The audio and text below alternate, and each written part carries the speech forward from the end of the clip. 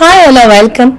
மும்பைல குர்லாந்து ஒரு பகுதியில அந்த வானத்துல உயர்ந்து நிற்கும் ஒரு கண்ணாடி பில்டிங்கை கொண்டது அந்த வளாகம். அதாவது பில்டிங் முழுவதுமே கல் மணல் சுவரால ஆனது இல்லாம முழுவதுமே கண்ணாடியால ஆன ஒரு வளாகம் அது. அந்த பில்டிங்ல இருந்து வெளியில பார்க்கும்போது எல்லாமே நல்லா டிரான்ஸ்பரண்டா தெரியும், ரொம்ப சூப்பரா இருக்கும். மிக உயரமான கண்ணாடி கட்டிடம் பாத்தீங்கன்னா அந்த கண்ணாடி கட்டிடம் தான். அது மிக பழமையானதும் அதுதான் சொல்லலாம். அது ஒரு மிகப்பெரிய நுகர்வோர் பொருள் எல்லாம் தயாரிக்கும் ஒரு நிறுவனம். அந்த நிறுவனத்துல பாத்தீங்க அப்படின்னா ஷாம்பூல இருந்து பிஸ்கெட்ல இருந்து சிப்ஸ்ல இருந்து வீட்டுக்கு தேவையான மளிகை சாமான் வந்து எல்லாமே தயாரிக்கும் நிறுவனம் அந்த நிறுவனம். அந்த நிறுவனத்துல வேலை செய்யணும் பாத்தீங்க அப்படின்னா பியூன்ல இருந்து ஒர்க் பண்ற மேனேஜர்ஸ் எல்லாருக்குமே வந்து பட்டப்படிப்பு தேவை. பட்டப்படிப்பு இல்லைன்னா அந்த நிறுவனத்துல சேர முடியாது. அந்த நிறுவனத்தை நடத்துவர் பேரு அரவிந்த் சர்மா. அந்த வளாகம் பக்கத்துல ஒரு சின்ன பகுதி இருக்கு, டோர்வெளின்னு. அந்த டோர்வெளி பகுதியில அனையா 23 வயசு பெண் அந்த இடத்துல வாழ்ந்துட்டு இருக்கா. அவ வந்து 10வது வந்து தோல்வி அடைஞ்சிருக்கா.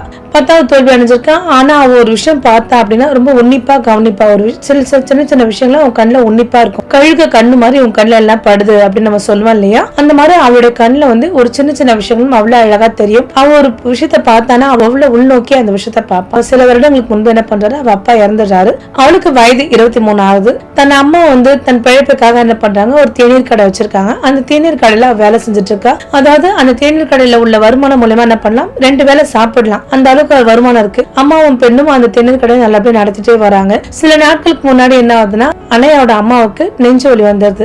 நெஞ்சு வலி வந்து ரொம்ப பதட்டமாய் போய் ஹாஸ்பிட்டல் கூட்டிட்டு போய் பாக்குறா. ஹாஸ்பிட்டல் கூட்டிட்டு போய் பாத்தீங்கன்னா அவங்க அம்மாவுக்கு ஆபரேஷன் செஞ்சிடணும், நிறைய பணம் செலவாகும் அப்படின்னு யோசனை பண்றா. அவளுக்கு அனையாக்கு என்ன செய்யறதுன்னு புரியாம இருக்கு. ஐயோ நம்ம யார்கிட்ட உதவி கேட்கணும், நம்மள யாரும் இந்த சொல்ற அளவுக்கு ஒன்னும் தெரியாது, நம்மள சுத்தி உள்ளவங்களும் யாரும் ரொம்ப வசதியா இல்லையா அப்படின்னு யோசனை பண்ற அனையா. அப்ப அனையா என்ன பண்றா, அந்த வளாகத்துல உள்ள அந்த வளாகத்துல பேர் வந்து ஷர்மா டவர்ஸ். அந்த ஷர்மா டவர்ஸ் பாக்குறா. இந்த ஷர்மா டவர்ஸ்ல உள்ளவங்க கிட்ட நம்ம பணம் கேட்டா கண்டிப்பா தருவாங்கல்ல, அவங்க மூலியமா நம்ம அம்மாவுக்கு ஏதாவது உதவி பண்ணி நம்மளோட அம்மாவோட ஆபரேஷன் பண்ணலாம்ல. ஆனா அப்படின்னு சொல்லிட்டு யோசனை பண்றா. அவரோட யோசனை கொஞ்சம் முட்டாள்தனமா தான் இருக்கு. இருந்தாலும் யோசனை பண்ணிட்டு பரண்டு படுக்கிறா. அடுத்த நாள் என்ன பண்றா, அந்த ஷர்மா டவர்ஸ் நோக்கி போறா. நல்லா அழகா ஒரு நல்ல சுடிதார் போட்டுட்டு போறா. அங்க உள்ள வாட்ச்மேன் கேக்குறாரு, என்னம்மா என்ன விஷயம், யார பார்க்க போறீங்க அப்படின்னு சொல்லிட்டு கேக்குறாங்க. அப்பா வந்து நான் அரவிந்த் சர்மாவை பார்க்க போறேன் அப்படின்னு சிரிக்கிறாங்க அங்க உள்ள வாட்ச்மேன். என்னம்மா அரவிந்த் சர்மானா உங்க வீட்டுல வேலை செய்யற வேலைக்காரங்க நினைச்சுக்கிட்டியா, அவரை பாக்கிறதுக்குலாம் அப்பாயின்மெண்ட் வேணும், நீ இந்த மாதிரிலாம் வந்து பார்க்க முடியாது, போமான்னு சொல்லிட்டு வாட்ச்மேன் அனுப்பி விடுறாரு. ஏன்னா அனையா பிடிவாதமா என்ன பண்றா, அந்த இடத்துல நிக்கிறா. சரி ஒரு நாள் நிக்கிறா, திருப்பி மற்றொரு நாள் பாக்குறா, மற்றொரு நாள் நிக்கிறா. இப்படி தினந்தோறும் நின்னுட்டே இருக்கா. மழை வெயில் தூசி எதுவும் பார்க்காம நின்னுட்டே இருக்கா. அப்ப அந்த வாட்ச்மேனுக்கே ரொம்ப அவளை பார்க்க பாவமா இருக்கு. ஏன்னா ஒரு நாள் 2 நாள்ல கிட்டத்தட்ட ஒரு வாரத்துக்கு மேலே நின்னுட்டு இருக்கா. அப்ப அந்த வாட்ச்மேனுக்கு பார்க்க பாவமா இருக்கிறதுனால என்ன பண்றாரு, அரவிந்த் சர்மா அவருடைய பிஏக்கு கால் பண்ணி, மேம் இந்த மாதிரி அரவிந்த் சர்மா சாரை பாக்கணும்னு. கிட்டத்தட்ட அந்த பெண் வந்து ஒரு வாரத்துக்கு மேலமா ஒரே இடத்துல கம்பெனில இருந்து நிக்கிறாங்க அது அப்படின்னு சொல்றாங்க. அப்ப அந்த பிஏ என்ன பண்றாங்க, அரவிந்த் சர்மா கிட்ட இந்த மாதிரி உங்களை ஒரு பெண் பார்க்க ஒரு வாரத்துக்கு மேல நிக்கிறாங்க அப்படின்னு சொல்றாங்க. சரி வர சொல்லுன்னு அரவிந்த் சர்மா சார் சொல்றாரு. சரின்னு சொல்லிட்டு என்ன பண்றாங்க, வாட்ச்மேன் அம்மா உன்னை அரவிந்த் சர்மா சார் கூப்பிடுறாரு, நீ போலாம் அப்படின்னு சொல்லிட்டு அனுப்பிக்கிறாரு. அப்ப அந்த பெண் என்ன பண்றா, ஒரு சாதாரண உடானிஞ்சுதான் போறா. கிட்டத்தட்ட மேல் மாடிக்கு அந்த கூரையில உள்ள டாப் ஃப்ளோர்ல அரவிந்த் சர்மா இருக்காரு. அந்த டாப் ஃப்ளோருக்கு அனையா போறா. ஆனா அனையாக்கு எந்த ஒரு பயமும் பதட்டமும் இல்லாம ரொம்ப தைரியமா போறா. அதாவது அவங்க உள்ள ஆபீஸோட டெக்கரேஷன்ஸ் எல்லாம் பார்த்துட்டு எந்த ஒரு வேப்பு இல்லாம ஒரு எளிமையான பெண்ணா போறா. அரவிந்த் சர்மா, யார் நீ, எதுக்கு நீ என்ன பார்க்கணும்னு நினைச்சிட்டு இருக்க அப்படின்னு சொல்லிட்டு கேக்குறா. அனையா வந்து என்ன சொல்றா, சார் எனக்கு வேலை வேணும் அப்படின்னு சொல்லிட்டு அரவிந்த் சர்மா நோக்கி கேக்குறா. வேலை தானே, அப்ப என்ன பட்டம் முடிச்சிருக்க அப்படின்னு சொல்லி கேக்குறாரு. சார் என்கிட்ட பட்ட படிப்புலாம் இல்ல, நான் வந்து 10வது தோல்வி அப்படின்றாரு. அதை கேட்ட உடனே அரவிந்த் சர்மாவுக்கு ரொம்ப கோவம் வருது. கோவம் வந்துட்டு ஆபீஸ் விட்டுட்டு போய் என் டைம் நீ வேஸ்ட் பண்ணிட்டு இருக்காது, எனக்கு நிறைய வேலைகள் இருக்கு அப்படின்றாரு. சார் நான் வந்து உங்க ஆபீஸ்ல ஒர்க் பண்ணலாம்னு நினைக்கிறேன் சார், இங்க பாருங்க நான் வந்து பட்டம் படிப்பு முடிச்சவங்களுக்கு மட்டும் தான் வேலை தருவேன் அப்படின்றாரு. சரிங்க சார், ஒரு விஷயம் சொல்றேன் அப்படின்னா என்ன அப்படின்னா, உங்களோட பிசினஸ் இப்ப சரிஞ்சிருக்கு அப்படின்னு உங்களுக்கு என்னென்ன விஷயம் தெரியுமா அப்படின்னா, என்ன விஷயம் சொல்லு அப்படின்னா, உங்க பிசினஸ் உள்ள ஃபேக்டரியில டிரைவர்ஸ்க்கு பிஸ்கெட்ஸ் எல்லாம் திருடிட்டு போறாங்க, அதுல டீசல் இருக்கு, இல்ல வாட்ச்மேனுக்கு பியூனுக்கு எல்லாருக்கும் சம்மந்தம் இருக்கு, இதை பத்தி உங்களுக்கு தெரியுமா அப்படின்னு அரவிந்த் சர்மா ஒரு நிமிஷம் ஆச்சரியப்படுறாரு. அவர்கிட்ட ஆனா பெருசா அதை காமிச்சுக்காம அமைதியா என்ன சொல்லு அப்படின்றாரு. சார் எனக்கு 3 மாதம் எனக்கு வந்து டைம் கொடுங்க, உங்க பிசினஸ் வீழ்ச்சி அடைஞ்சிட்டு நான் வந்து நல்லபடியா அதை ஏத்தி காமிக்கிறேன் அப்படின்னு. இங்க பல டிகிரி முடிச்ச மேனேஜர் சர்வே பெருசா இங்க ஒன்னும் பண்ண முடியல, நீ 10வது தோல்வி, நீ என்னத்தை சாதிக்க போறேன்னா எனக்கு 3 மாசம் டைம் கொடுங்க அப்படின்னு சொல்றாரு. சரி 3 மாசம் டைம் தரேன் அப்படின்னு சொல்லிட்டு அவர் அரவிந்த் சர்மா டைம் தராரு. ஆனா உனக்கு கேபின் எல்லாம் தரமாட்டேன், உனக்கு கேபின் கம்ப்யூட்டர்ஸ்ல அதுவும் தரமாட்டேன், நீ ஒரு அப்சர்வரா இருக்கலாம், அதாவது இந்த ஆபீஸ் எங்க வேணா போலாம், எங்க வேணா வரலாம், யார் கூட வேணா பேசலாம், யார் கூட வேணா நீ பழகலாம், உனக்கு அந்த உரிமையை கொடுக்குறேன், ஆனா நீ வந்து அப்சர்வர் மட்டும் தான், உனக்கு பெருசா கேபின் எதுவும் கிடையாது, அதை ஞாபகம் வச்சுக்கோ அப்படின்றாரு. சரிங்க சார் அப்படின்னு சொல்லிட்டு அவ என்ன பண்றா, முதல்ல போறா. அப்ப அவங்க யாருக்கும் தெரியாது, நிறுவனத்துல வியாபாரம் பெருசா போகல, வியாபாரம் நல்லா நடக்கல. ஆனா என்ன நடக்குதுன்னு ஒண்ணுமே புரியாம இருக்காரு. ஏன் இவ்வளவு சரிவு காணுது நம்மளோட தொழில் அப்படின்னு யோசனை பண்ணிட்டே இருக்காரு. அங்க உள்ள மேனேஜர்ஸ் எல்லாம் பாத்தீங்க அப்படின்னா தற்காலிக தீர்வு மட்டும் கொண்டு வருவாங்க. அதாவது இந்த மாசம் சேல்ஸ் ஆகல அப்படின்னா இந்த மாசத்துக்கான தீர்வை மட்டும் கொடுத்துட்டு போவாங்க.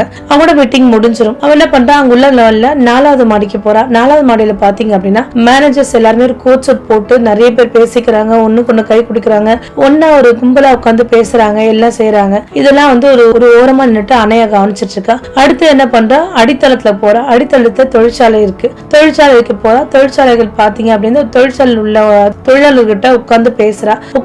அவங்களுக்கு இந்த தொழில எப்படி பிடிச்சிருக்கா, என்ன எப்படி செஞ்சுட்டு இருக்கீங்க எல்லாத்தையும் விசாரிக்கும் போது தொழிலாளர்கள் சொல்றாங்க, இந்த மிஷின்ஸ் எல்லாம் வாங்கி ரொம்ப நாள் ஆச்சு, ரொம்ப பழமையான மிஷின், வருஷம் எங்களோட ஓனர் வந்து இந்த மிஷின்ஸ் வாங்குறதுக்கு பட்ஜெட்ல ஒதுக்குறாங்க. ஏன்னா இங்க உள்ள மேனேஜர்ஸ் யாருமே வந்து இந்த மிஷின்ஸ் எதுவுமே வாங்க மாட்டாங்க அப்படின்னு சொல்லிட்டு இருக்காங்க. அது எல்லாமே உட்காந்து கேட்டுட்டு இருக்கா. கேட்டுட்டு மறுநாள் என்ன பண்றாங்க, இந்த பிசினஸ் வீழ்ச்சி அடைஞ்சிருக்கு, என்ன காரணம் யோசனை பண்ணிட்டே இருக்கா. இதுல வந்து நம்ம எப்படியாவது இந்த 3 மாத காலத்துக்குள்ள இந்த பிசினஸ் நம்ம எப்படியாவது நல்ல ஒரு வளர்ச்சி கொண்டு போகணும் அப்படின்னு நினைக்கிறா. கண்டிப்பா என்னால முடியும் அப்படின்னு ஒரு நம்பிக்கையில அவ யோசனை பண்ணிட்டே இருக்கா. யோசனை பண்ணிட்டே இருக்கும்போது என்ன பண்றா அப்படின்னா, அங்க உள்ள சின்ன சின்ன கடைகள், அந்த ஏரியா பக்கத்துல உள்ள சின்ன சின்ன கடைகள்லாம் போறா. அந்த கடை உள்ள ராஜா பிஸ்கெட்ஸ் இருக்கா அப்படின்னு சொல்லிட்டு அந்த கடைக்காரங்க கிட்ட எல்லாம் கேக்குறாங்க. ராஜா பிஸ்கெட்டாமா, அது வந்து தரமும் நல்லால விலையும் அதிகமா இருக்குமா அப்படின்னு சொல்றாங்க.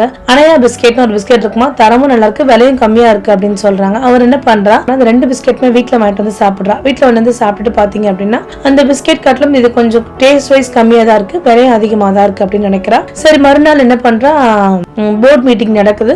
போர்ட் மீட்டிங் நடக்கும்போது அவங்க உள்ள நிறைய மேனேஜர்ஸ் எல்லாருமே என்ன பண்றாங்க, அந்த மீட்டிங்க்கு வராங்க. இப்ப என்ன பண்றாங்க, யார் இந்த பெண் அப்படின்னு சொல்லிட்டு சொல்றாங்க. 10வது தான் படிச்சிருக்காங்க, இவங்க வந்து நான் ஒரு அப்சர்வரா ஜாயின் பண்ணிருக்காங்க அப்படின்றா.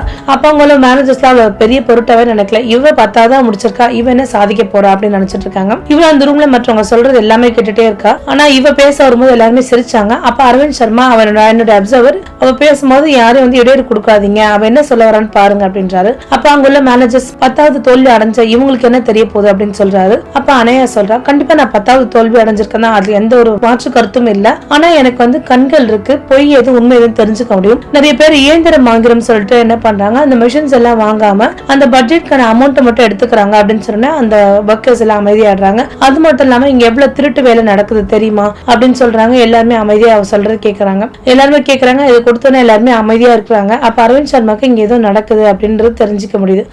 மறுநாள் என்ன பண்றா, தன்னோட தொழிற்சாலைக்கு எல்லாம் என்ன பண்றா, கீழே போறா, பேஸ்மெண்ட்டுக்கு போறா. பேஸ்மெண்ட்டுக்கு அங்க உள்ள இயந்திரத்துல என்ன பண்றா, சரி பார்க்க ஆரம்பிக்கிறா. ஒரு இயந்திரத்தை கழட்டி சர்வீஸ் பண்ணி ஒர்க் பண்ண ஆரம்பிச்சிருக்கா. அப்ப ஒர்க் பண்ண உடனே என்ன ஆகுதுன்னா ப்ரொடக்ஷன் அதிகமாக ஆரம்பிக்குது. அது மட்டும் என்ன பண்றா, அங்க உள்ள லாரி டிரைவர்ஸ்க்கு எல்லாருமே ஒரு காவலாளர் அமைக்கிறா. அதாவது லோட் எல்லாமே கரெக்டா போதா, கரெக்டான இடத்துல டெலிவரி ஆதா, இல்ல நடுவில் இடையூறுல ஏதாவது பிரச்சனை வருதான்னு போய் பாக்குறா. ஒரு காவலாளரையும் போட்டிருக்கா. அவங்க காவலாளர் போட்டது மட்டும் இல்லாம அவளும் தனிப்பட்ட முறையில அங்க உட்காந்துட்டு கவனிச்சிட்டு இருக்கா. அப்ப அந்த மாதிரி கவனிக்கும் போது என்ன பண்றாங்கன்னா, ஒரு 2 பேரை பிடிச்சிடுறாங்க. 2 பேரும் திருட்டுத்தனமா எல்லா திங்ஸ் எல்லாம் எடுத்துட்டு போறத பாக்குறாங்க, பிடிக்கிறாங்க. பிடிச்சோடனே அவ சொல்ற விஷயம் அரவிந்த் சர்மா காது வரைக்கும் கேட்டது. அரவிந்த் சர்மா காது வரைக்கும் கேட்பது என்ன பண்றாங்க, அரவிந்த் சர்மா அவங்க உள்ள மேனேஜர்ஸை டிஸ்மிஸ் பண்றாங்க. நிறைய பேர் வந்து தொழிலாளர்களுக்கு வந்து மறைமுகமா இவளுக்கு யாரும் சப்போர்ட் பண்ணக்கூடாது அப்படின்னு சொல்லிட்டு, இவளுக்கு யாராவது சப்போர்ட் பண்ணீங்கன்னா நீங்க யாரும் தொழில் இருக்க மாட்டீங்க, நீங்க யாரும் நீண்டு இருக்க முடியாது, இவ வந்து சில காலம் தான் இந்த கம்பெனில வேலை செய்யறான்னு சொல்லிட்டு தொழிலாளர்களை நிறைய பேர் பயமுறுத்துறாங்க. அது மட்டும் இல்லாம இவளையே நேரடியாவே இவ்வளவு நிறைய பேர் பயமுறுத்த ஆரம்பிச்சாங்க. நீ இந்த கம்பெனி விட்டுட்டு போயிடணும், இந்த கம்பெனில இருந்தா உனக்கு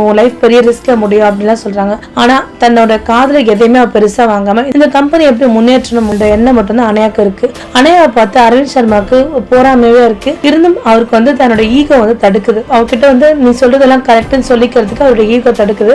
அவர் அப்படியே யோசனை பண்ணிட்டே இருக்காரு. அப்ப மேனேஜர்ஸ் எல்லாம் திருப்பி மறுபடியும் போர்ட் மீட்டிங் நடக்குது. நீங்க என்ன இன்னைக்கு என்ன திட்டம் வச்சிருக்கீங்க அப்படின்னு சொல்றா. அப்ப அனையா சொல்றான், மற்ற கடைக்கெல்லாம் போய் நான் பாத்துட்டேன், என்னென்ன பிரச்சனைகள் நடக்குதுன்றது நான் பாத்துட்டேன். அங்க பாத்தீங்க அப்படின்னா பிஸ்கெட் வந்து அவங்க கிட்ட குவாலிட்டியா இருக்கு, விலை கம்மியா இருக்கு. கண்டிப்பா நம்மளும் வந்து குவாலிட்டியில நல்லபடியா இம்ப்ரூவ் பண்ணணும், அதுக்கேற்ற மாதிரி விலையும் குறைக்கணும், விலையும் குறைச்சின்னா நமக்கு ப்ரொடக்ஷன் அதிகமாகும் அப்படின்னு சொல்றாங்க. அப்ப அந்த அரவிந்த் சர்மா கேட்கிறார், நீ சொல்ற விஷயம் வந்து தற்காலிகமா இருக்கிறது மட்டும்தான், ஆனா நிரந்தரமா இருக்கிறதுக்கு என்ன சொல்யூஷன் யோசனை பண்ணிருக்கேன் அப்படின்றாங்க. அதுக்கு நான் கண்டிப்பா ஒரு தீர்வு சொல்றேன் சார் அப்படின்னு சொல்றா. ஆனா உட்காந்து யோசனை பண்ணிட்டே இருக்கான். அப்ப அரவிந்த் சர்மா தன்னோட ஆபீஸ் பில்டிங்ல இருந்து வெளியில இருந்து பாக்குறாரு. யார் இந்த பெண், இந்த பெண்ணுக்கே இவ்வளவு ஒரு தீப்பொறி இருக்கு, இந்த பெண் வந்து என்னோட மூழ்க போற பிசினஸ கரை தூரமா கொண்டு வரதுக்காக இந்த பெண் எனக்காக கடவுள் அமைச்சிருக்காரு. இந்த பெண்ணால சாதிக்க முடியுமா, பெருசா நம்ம பிசினஸ்க்கு பெரும் வளர்ச்சி கொடுக்க முடியுமான்னு நினைச்சிட்டே இருக்காரு. அவர் நினைச்சிட்டே இருக்கும்போது பாத்தீங்க அப்படின்னா முந்தைய மாதிரி பிசினஸ் இல்லாம இப்ப விலை குறைச்சு குவாலிட்டி இம்ப்ரூவ் பண்ணதுக்கு அப்புறம் நிறைய ப்ராடக்ட்ஸ் அதிகமா ஆகாச்சு. 15% ப்ரொடக்ஷன் அதிகமாவே இருக்கு. அது மட்டும் இல்லாம லாபமும் அதிகமாயிட்டு இருக்கு.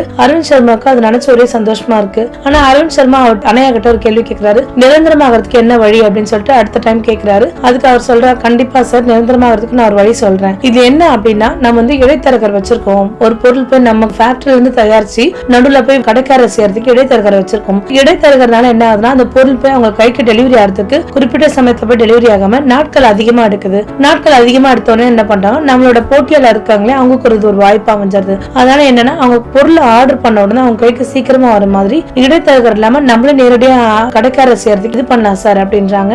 அப்ப இவங்களோட பிளான் நினைச்சு அரவிந்த் சர்மாக்கு ரொம்ப சந்தோஷமா இருக்கு. சரி, வேற என்ன ஐடியா வச்சிருக்கீங்க அப்படின்னு அணையா அப்படின்னா, ஆமா சார், இடைத்தரகர் இல்லாம நம்ம வந்து நம்ம கம்பெனிக்காக ஒரு ஆப் வந்து உருவாக்கிக்கலாம். இந்த ஆப் மூலமா என்ன பண்ணலாம் அப்படின்னா, நம்ம ஐட்டம்ஸ் எல்லாம் ஒரு சின்ன சின்ன ட்ரக் லாரி மூலமா நம்ம அவங்களுக்கு டெலிவரி கொடுக்கலாம். இதனால என்ன நமக்கு லாபம்னா, அந்த ட்ரக்ல டிரைவர்ஸ் எங்க இருக்காங்க, எந்த லொகேஷன்ல இருக்காங்க முதற்கொண்டு நம்ம ஜிபிஎஸ் மூலமா கண்காணிச்சுக்கலாம். அதாவது அவங்களுக்கு ரொம்ப நாள் எடுக்கிற டெலிவரி சீக்கிரமா டெலிவரி ஆகிறதுக்கு நம்ம ஒரு வழிவகுக்கலாம் சார் அப்படின்னு எல்லாருமே ஒரே சந்தோஷப்படுறாங்க. அரவிந்த் சர்மா ஒரு யோசனை பண்றாரு, நம்ம சாதாரண 10வது படிச்ச பெண் இவ போய் தரக்குறைவா நம்ம யோசனை பண்ணிட்டோமே. ஆனா பல பட்டப்படிப்பு வாங்கின யாருமே வந்து இதுக்கு வந்து நிரந்தரமான தீர்வு யாருமே கொடுக்கல. ஒவ்வொருத்தங்களுமே தற்காலிகமான தீர்வை மட்டும் கொடுத்து அந்த மாசத்துக்கான ப்ரொடக்ஷன் மட்டும் தான் இன்க்ரீஸ் பண்ண பார்த்தாங்க. அந்த மாசத்துக்கான வருவாய் வர மட்டும் தான் பார்த்தாங்க. ஆனா இவ வாழ்நாள் முழுதும் வர வருவாயும் வாழ்நாள் முழுதும் அந்த ப்ரொடக்ஷன் பத்தி யோசனை பண்ணி ஒரு அழகான ஒரு விஷயம் செஞ்சிருக்காரு. ஒரு 10வது படிச்ச பெண்ணால இவ்வளவு அழகா யோசனை பண்ண முடியுமா? அப்ப அரவிந்த் சர்மா என்ன நினைக்கிறார், பட்டப்படிப்பு பெருசா எதுவும் சாதிக்கல, அது வெறும் காகிதம் மட்டுமே உணர்றாரு. நம்மளும் இவ்வளவு நல்லா படிச்சிருக்கோம், நமக்குமே இந்த யோசனை தோணல. ஆனா ஒரு 10வது தோல்வி அடைஞ்ச பெண் தன்னோட திறமையால ஒரு ஆப்பை உருவாக்கி இது மூலமா நம்ம இவ்வளவு கட்டுப்படுத்தலாம், இதனால ப்ரொடக்ஷன் செய்யலாம், நம்மளோட ப்ராடக்ட்டை சீக்கிரமா டெலிவரி பண்ணலாம், இவ்வளவு அழகா யோசனை பண்ணிருக்காங்களே அப்படின்னு சொல்லிட்டு அவங்கள பாராட்டுறாரு. பாராட்டுறது மட்டும் இல்லாம என்ன பண்றாரு அப்படின்னா, அணையாவோட அம்மாவோட ஆபரேஷன் செலவு முழுவதுமே கம்பெனியே ஏத்திக்குது. அணையோட அம்மா ரொம்ப சந்தோஷப்படுறாங்க.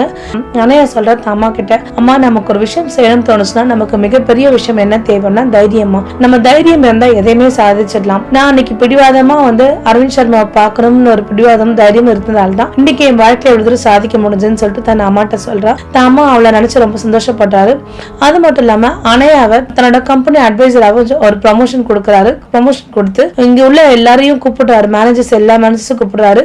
இங்க உள்ள ஒண்ணுங்களுக்கு மட்டும் பட்டப்படிப்பு படிச்சிருந்தா மட்டும்தான் வேலை நான் சொல்லியிருந்த ஒரு காலகட்டத்துல. ஆனா அணையா வந்து என்னோட 3வது கண்ணை திறந்திருக்காங்க. பட்டப்படிப்பு மட்டும் பெருசா எதையும் சாதிச்சிட முடியாது, நல்ல திறனும் நல்ல அறிவும் இருக்கணும் அப்படின்றத எனக்கு அணையா எனக்கு சொல்லி கொடுத்திருக்காங்க. அதனால இனி வரும் காலங்கள்ல பட்டப்படிப்பு மட்டும் வச்சு நான் வேலை தரப்படக்கூடாது, படிக்காதவங்க எல்லாருக்குமே என் கம்பெனில வேலை இருக்கு அப்படின்னு சொல்றாரு. அதை நினைச்சு எல்லாருமே சந்தோஷப்படுறாங்க, எல்லாருமே கை தட்டி அதை வரவேற்கிறாங்க. அதாவது இங்க படிப்பு இருக்கோ இல்லையோ, ஒரு நல்ல திறன் இருந்தா யாரா இருந்தாலும் எந்த இடமா இருந்தாலும் கண்டிப்பா அவங்களால ஷைன் ஆக முடியும். இதை வந்து அணையா வந்து நமக்கு நிரூபிச்சு காமிச்சிருக்காங்க. மீண்டும் ஒரு நல்ல வீடியோவில் சந்திக்கிறேன். நன்றி, வணக்கம்.